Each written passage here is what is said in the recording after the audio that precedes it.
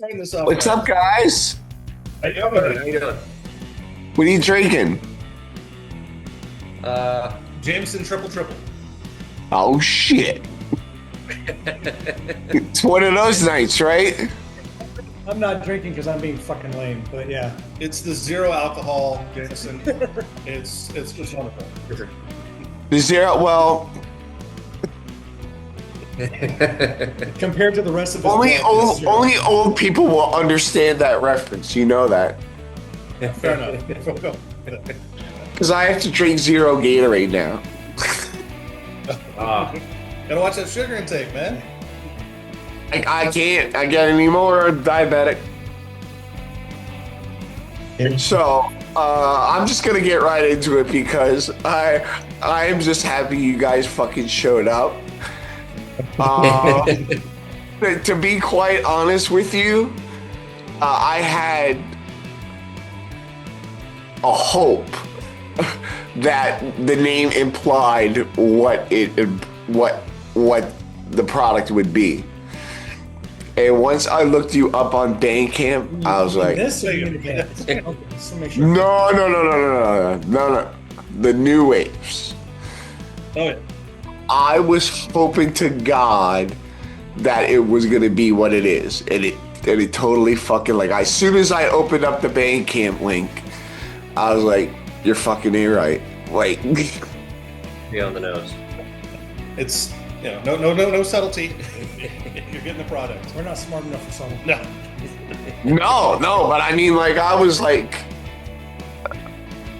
all right, turning Japanese, that's our generation, right? Yeah. So, Oh yeah. I mean, a good song's a good song, and you like listed every fucking good song from the 80s. A banger's a banger. No matter when. So tell me why are you the only band doing it? Because we're bored and we like playing songs we know already, so we don't have to write songs and spend a lot of time in the rehearsal studio. It takes so much work, and we're not that talented. So. I learned very early on that when you play songs that other people like, they tend to have a good time. So focus on those songs instead. But like, as a surf band goes, generally the bands that cover songs, they tend to lean more towards the classics, the surf tradition, the traditional surf stuff. Most of them do, yeah. But you guys pretty much like flip the script on that. So the 10,000 foot view is pretty simple. This guy and I've known this guy for getting close to 40 years.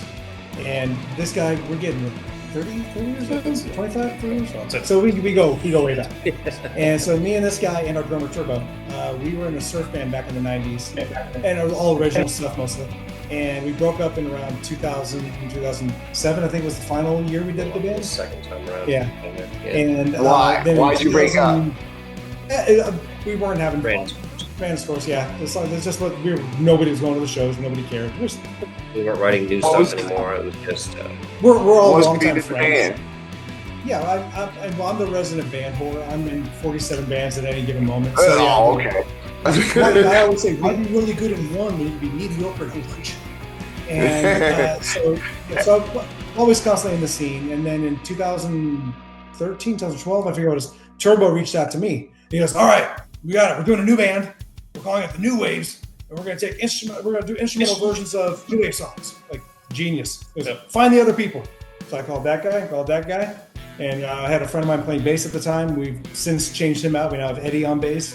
He's been in the band for 7 years? 8 years now? Yep. So yeah, he's still the new guy. And Yeah, he's still the yeah. He's the baby. And we started doing the new waves. And I remember the very first show we played, and it was a house party, and there was probably 50, 60 people there.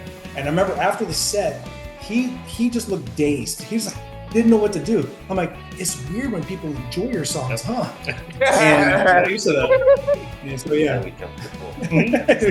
And then Yeah. with that, ruin that first guitar. That's Yeah, fine. so now we've been kind of a house band at a local place called the Golden Tiki. We just picked up another house gig at the Sand Dollar Lounge. And so but we play these mammoth 3-4 hour sets. Yeah. But it's a Oh, party. really? Okay. Yeah, we'll be All right. the So instrument. please tell me you stay in the actual new wave format, and you're not throwing anything else in there. There's a handful of songs we did for a tribute album. We did a Cheap Trick song. We did "I Want You to Want Me," which is not new wave by any stretch, but it's a fun song and people know it. Yeah. We Like recently it's a started covering. We cover the Pixies now. Again, they're not new wave, but god damn it, New wave adjacent. like it's so good. Why not do it? New wave adjacent. You're right. Because Frank or Charles or Francis or Black or whatever you want to call him, he's Monsieur. Missouri. He's definitely a new waver. But Santiago's guitar, depending on his mood, it's either going to be distortion or a lot of reverb and tremolo. But he's got to be a surf fan. He has to be. There's no way. Well, I mean, you can't have bossa nova without surf. Yeah. No. Yeah. And we sure. actually just started doing "Here Comes Your Man," which Yeah. Oh, we, yeah? we didn't have to translate at all. It's already a surf song. Yeah, it's there. Yeah. We just Well, That's fun. You know what the odd part about that video is? If you go back and watch the Pixies video of "Here Comes Your Man," it's Black Francis just kind of nodding his head. He's not singing. Yeah. No, he's So it's kind of an implication for what you're really doing right now. Yeah. And I'm telling you, we're in this band now 11, 12 years, I think it is. And I'm not exaggerating when I tell you, every single gig we play, somebody comes up to us, when are you going to start singing? Yeah. Every single gig. Nobody gets it. They don't get that we're a surf band playing these songs instrumental. They just want to hear their songs. They don't care that it's surf. So is it One of my- what initial love of new wave? Was it your surf background, or was it a combo of both that brought you guys onto this You band? want me to take this one? So Turbo and like I said, Turbo Ben and I played in the surf band for a long time. So we all that '90s kind of like revival of surf and garage. We all got really into that stuff. So Yeah. that kind of started that. But What was the I band think called? as far as the new wave, it was called Apollo 14. Oh, it ran off and on for okay. 8 years. You actually remember us? I am older. Yeah, I remember. Yeah. So we did that, and then Ben was raised a little differently as far as music goes. But me and Turbo were like your classic, like listening to radio, listening to new wave and whatever, like So I think a lot like Turbo picks most of the original songs we did, and then I chipped in a bunch of stuff, and then everybody started like, and then as people start listening and like coming in, and then but it's a different place for different people. Some of us like both, some of us like one or the other. At the end of the day, I think everybody kind of just comes together kind of nice though. And I'm kind of the de facto veto. So if I don't feel the vocal line can be played on guitar in a way that'll be recognizable on its own, if I have to intro the song, then forget it. Yeah. If I have to tell you a song we're playing, forget it. So the vocal line has to be instantly recognizable when I play it on the guitar without me telling you what it is. Otherwise, we shake hand and move on to a different song.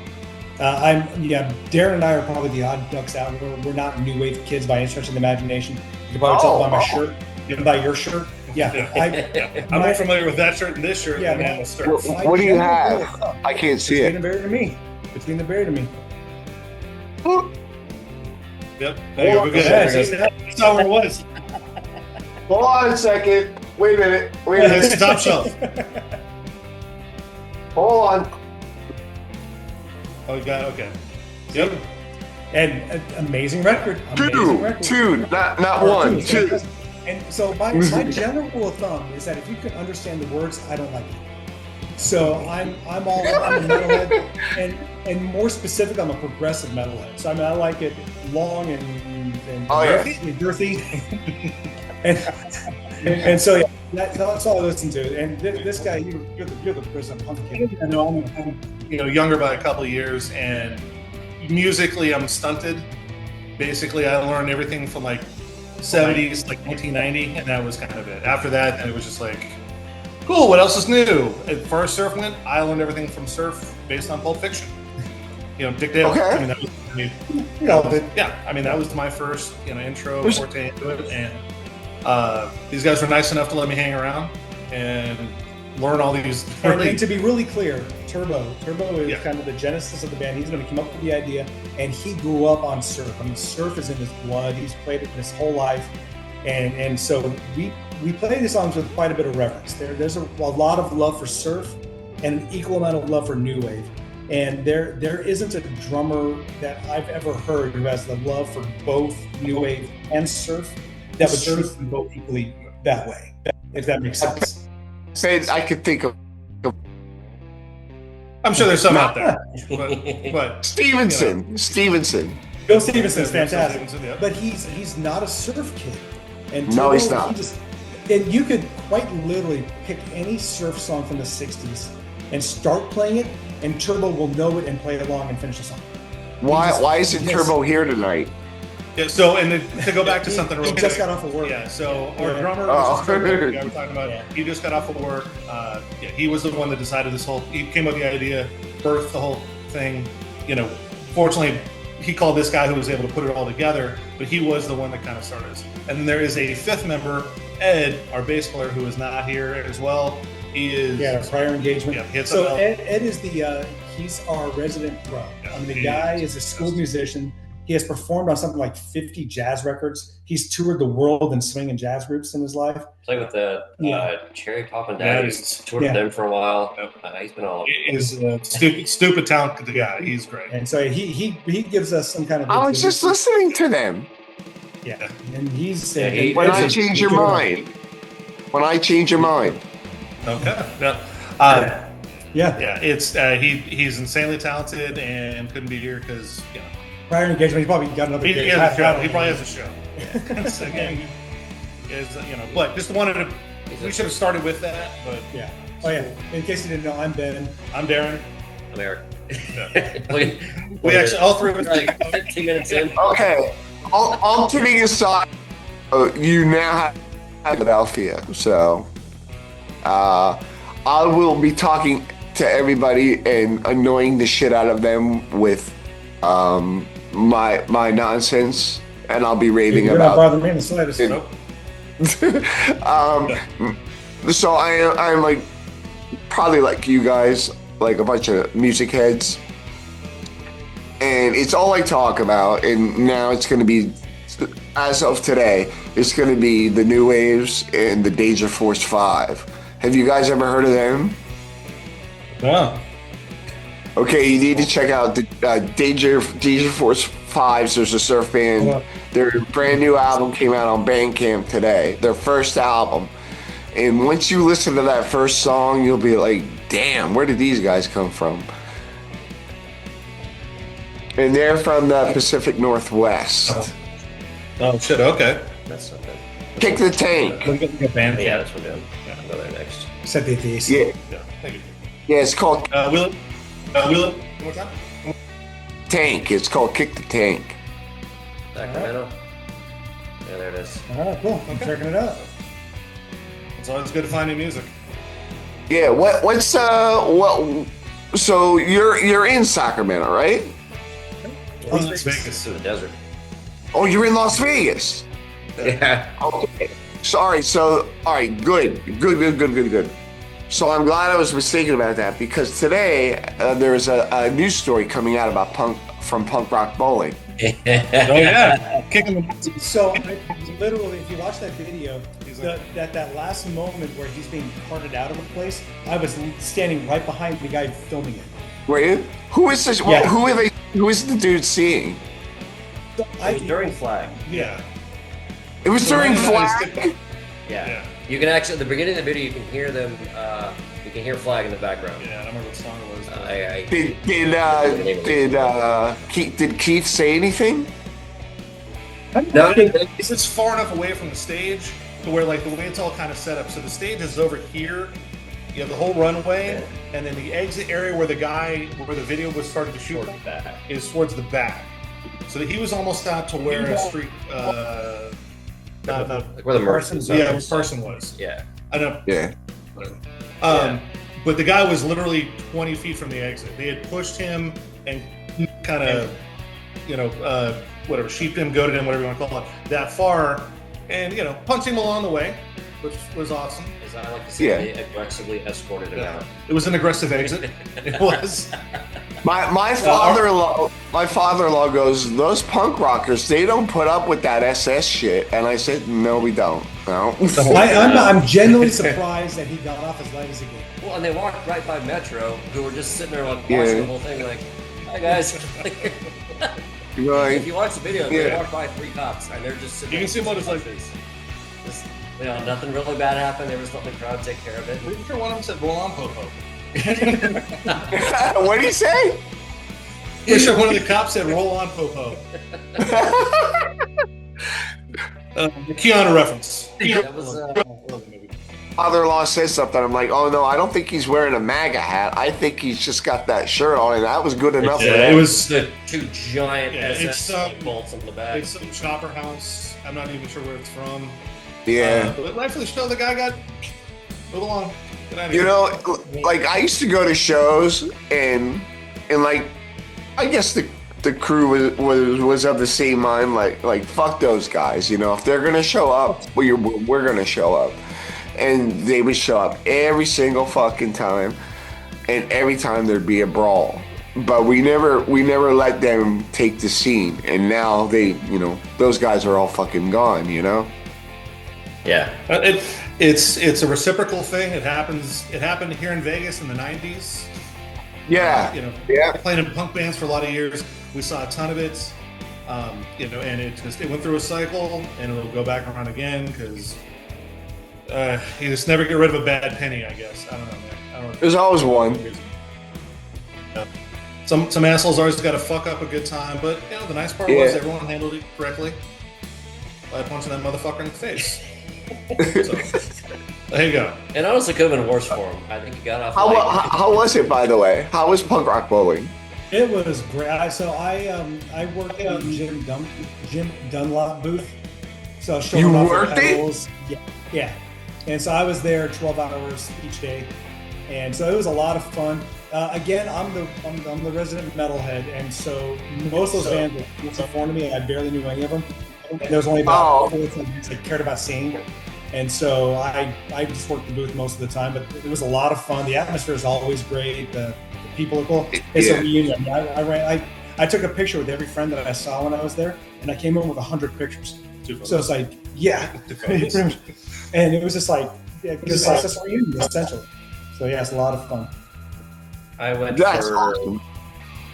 for all the old guys. I went and watched. I was there for Gang of Four and Peter Hook and the Light on Sunday, and then my wife wanted to see Frank Turner, who I like as well. And then we did the late show with Bob Mould doing a solo electric show downtown. Oh, that was pretty awesome too. So with Johnny T. Yeah, too bad. I can't decide. I can't decide if New Day Rising or File Under Easy Listening is my one or the other is my favorite Bob Mould thing. But I also like the more recent stuff he's done too. I like the last 2 albums he's put out have been very solid for my money. Very good. Like what was that? What was the one he did?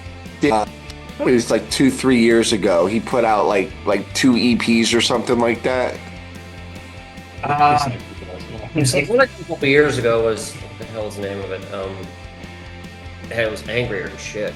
Yeah. It's quite a title. But it was a whole album. Hold on, I'll tell you. Give me just a second. We should use that for our next New Wave record. Blue Hearts is when he did in 2020. Yes. And that album's fantastic.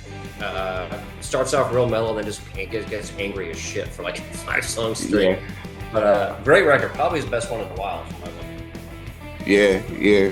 I was glad that he kept going all those years. He's like one of the So I hope I haven't bored you, but I don't want to keep you the rest of the night because I know there's plenty to do to Vegas. I just came back from a trip with my wife to Vegas. It was our first time there, And of course, I had to see the punk rock museum because of all the hype around it, and I wanted to see what it was all about. And of course, I you know, it is what it is. You know, the only thing that it was missing that I would have really liked is all Fat Mike could do was talk about how, you know, they were going to have records there of demos of all the next thing. That's the next thing. But you know, like all of his record collection and stuff like that. I was really hoping to see that stuff, but that's the next. There's all kinds of plans. Yeah, there's a ton of plans for that place. So I was pretty involved with a lot of it early on, being that really they had a house band. Yeah, they have a house band, or had a house band, and I was part of the house band. So I would. Me and a group I was the only guy that wasn't working for the museum that was in the band. And so the four of us created this band, and we would play pretty much nothing but punk covers, the Ramones and Misfits and shit like that. And we'd have great stuff. And we'd have different singers coming in.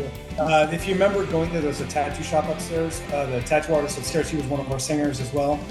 The only place that didn't smell like smoke in the whole fucking city. Yeah, pretty much. And so first off, what I love about the museum is that I felt that it was going to be this big elitist punk rock bullshit attitude. No, it's and not. It really is. It celebrates all music across the spectrum. And but Mike has a ton of plans about expansion. He wants to buy up all around it. He wants to put a venue, he wants to put a store, he wants to put a recording studio. There's all kinds of stuff to sell. In the parking lot. Say that one time? I was talking to one dude there. He said they had shows in the parking lot. Yeah. So they've had 2 anniversary shows. Vandals? Yeah, TSOL. Vandals is the first one, and TSOL is the second one. And it was goddamn. I was there the day after Grisham did his. Missed it. Good timing. It's always the way it is.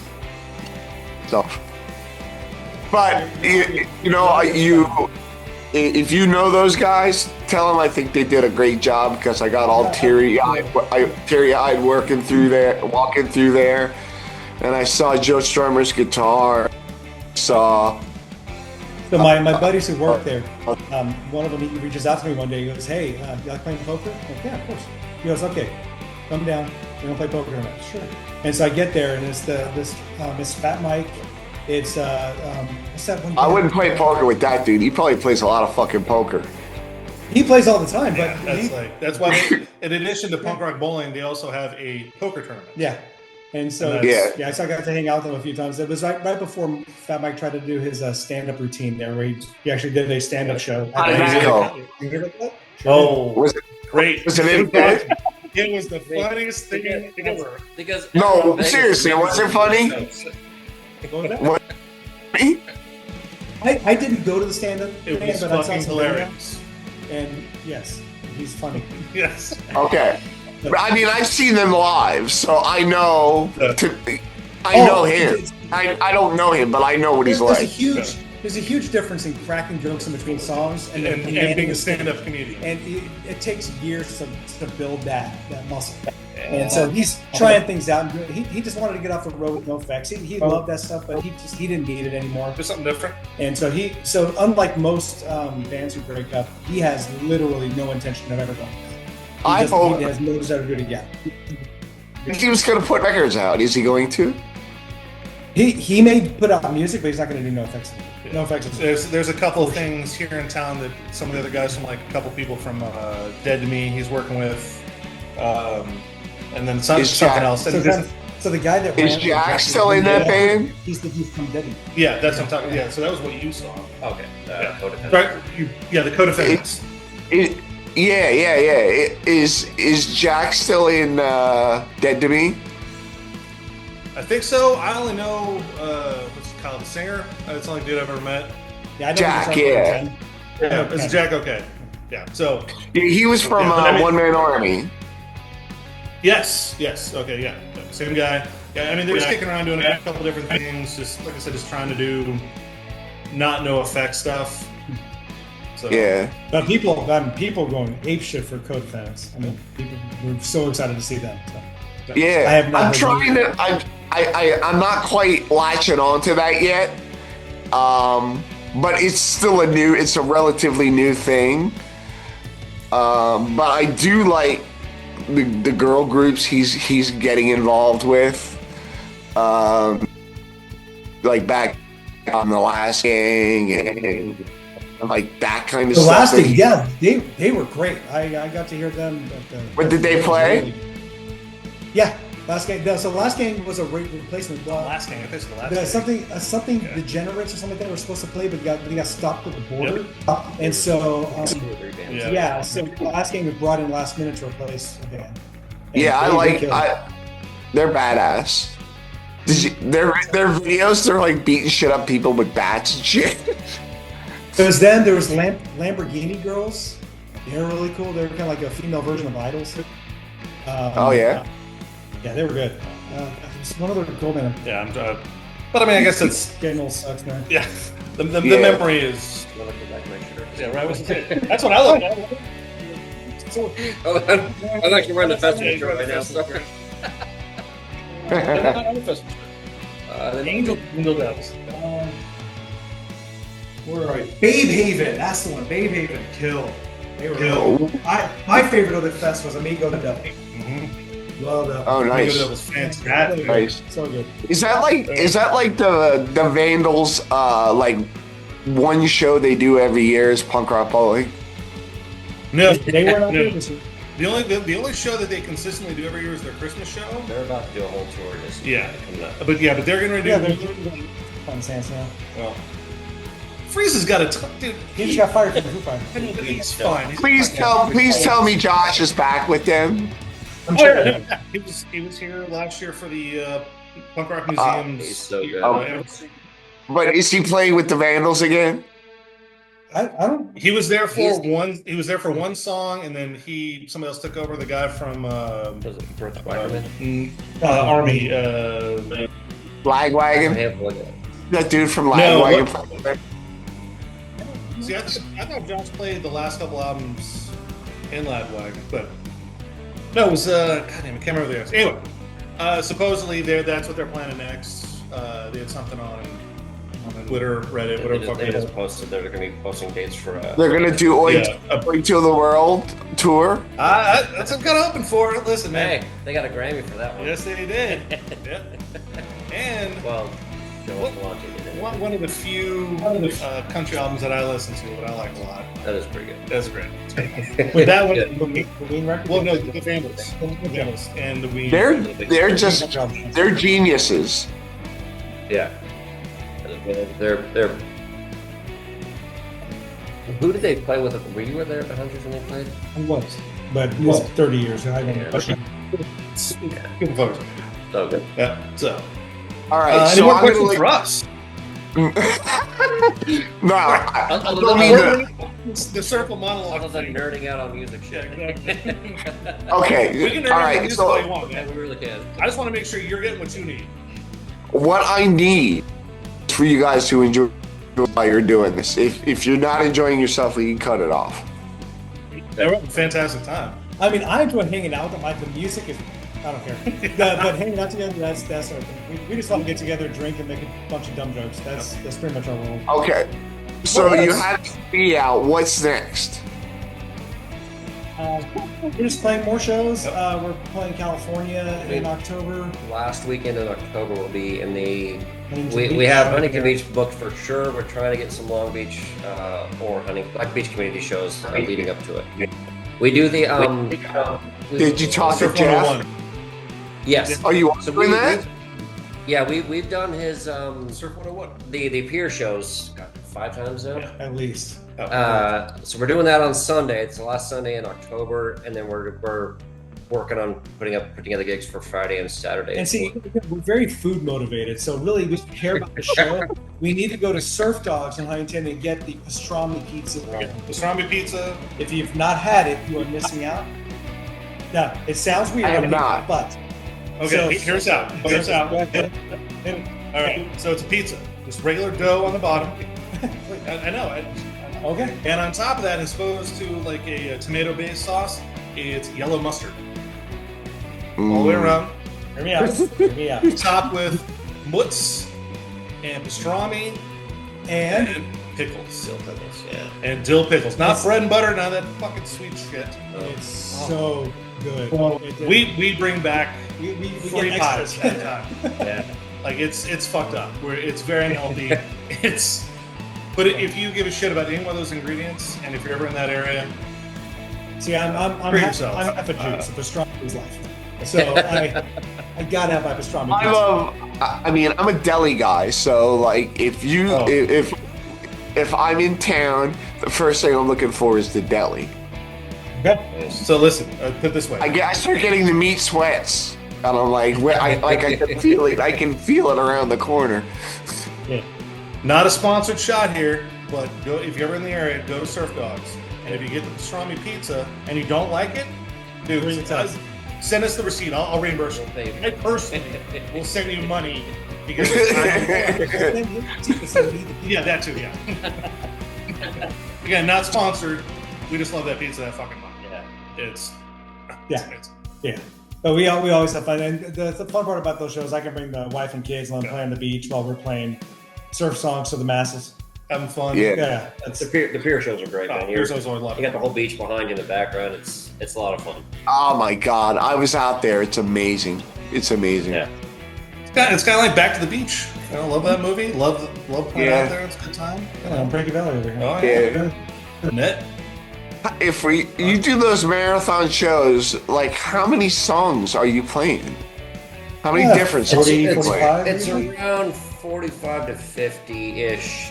Some songs are longer than others, but it's around. Yeah. I make the set list, so it's when you do like a 4-hour set, it's around 40 plus ish, 45, 50.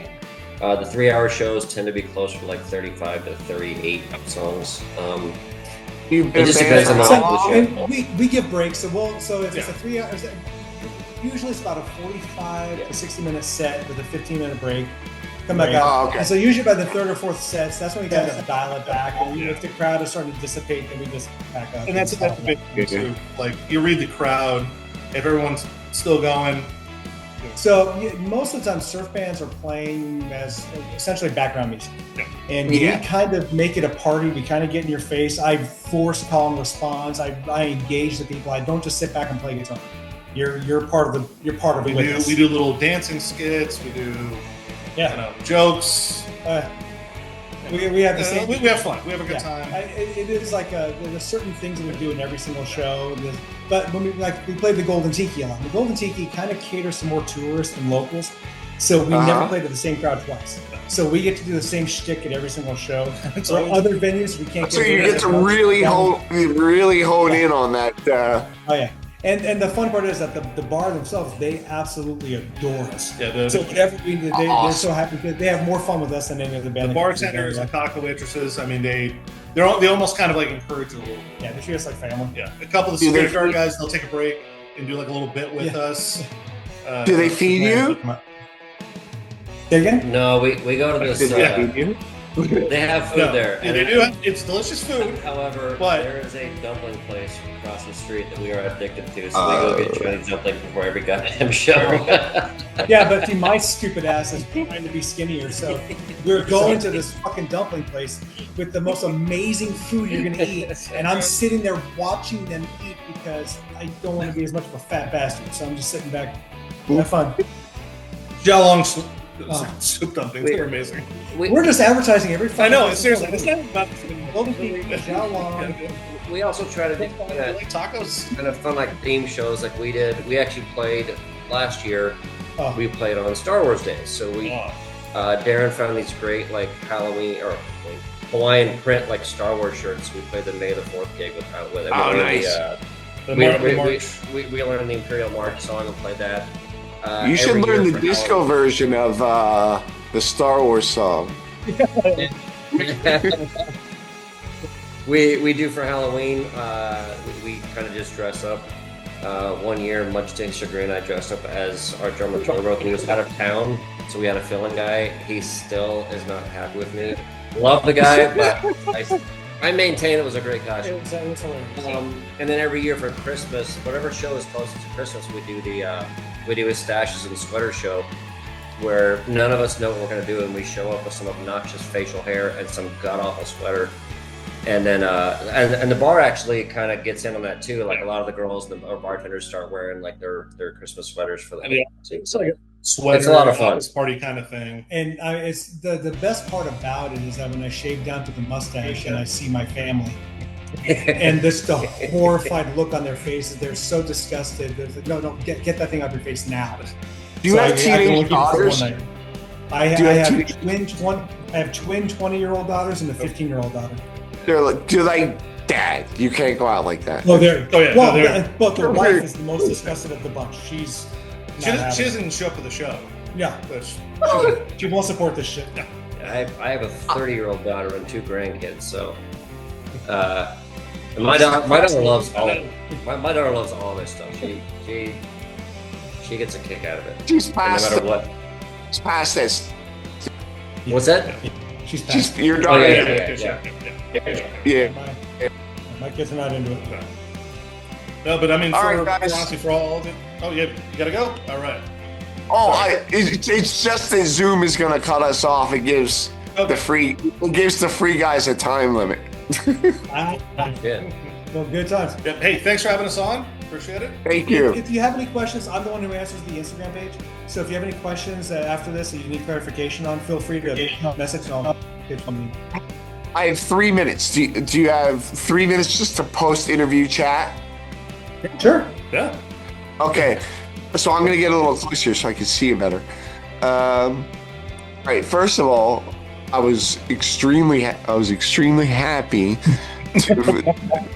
I was extremely happy to see the look of your album, and I knew exactly what you guys were doing. So I was like, Jen's my wife. Look at this. And I heard the Metro. She's like, I don't know this song, and I was like, oh, all right. How about this one? And then I played the second last song on the album, which is what was it? You're even know better than we are. Turning Japanese. Okay. So she's like, oh yeah, I know that one. I said, that's the man I'm interviewing. She's like, oh. So she's like, I